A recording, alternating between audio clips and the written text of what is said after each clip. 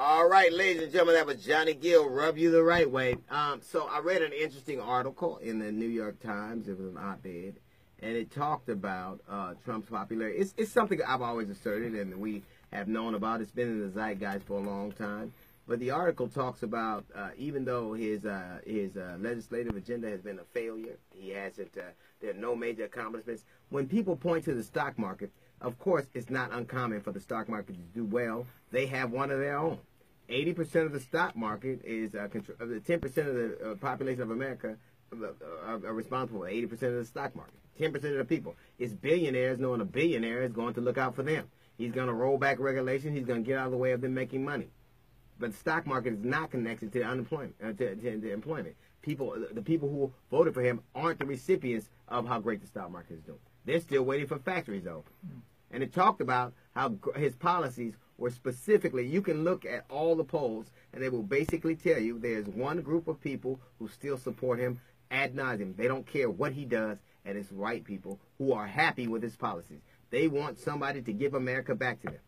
Look at, you can't tell me how great the unemployment rate is and how you're bragging about it, and then say we're gonna stop immigrants from coming in that are doing these intellectual jobs, and we're gonna stop people from coming in and doing these farming jobs. You can't have that. If we need jobs, but America's at an all-time, the unemployment rate is at an all-time low. But you're saying that you need to ban these people so they can come in. That's to make white people feel good. The Muslim ban was to make white people feel good, and hateful ones too. This whole affirmative action thing that they're putting the affirmative action under scrutiny because they're saying that white children are being denied interest in the colleges because of affirmative action. Affirmative action existed because colleges had denied black people and people of color the ability to go there. They denied them forever. Even at Texas, up until the early 70s, University of Texas was denying people going there. And we know already there have never been more white children in college than right now. This is all about race. All of it. All of it. It doesn't matter how deplorable his policies are. It doesn't matter because the more hateful it is, the more they like it. We have a difference in this country because there are people who want to move forward and some people who don't. Hate won with help from Russia. And they don't care what he keeps, what promise he keeps, how he lies, how he's making America a mockery. As long as there's a white guy who's spewing hate doing it, they're going to be all right with it. It is a different world.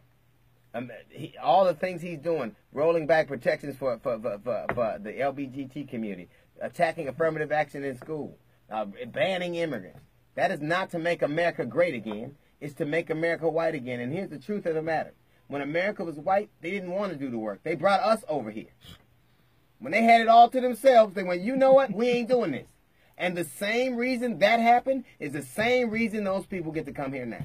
That we ain't doing all that farming. Bring them in. But we don't want to treat them like human beings. We don't want them to stay here and vote.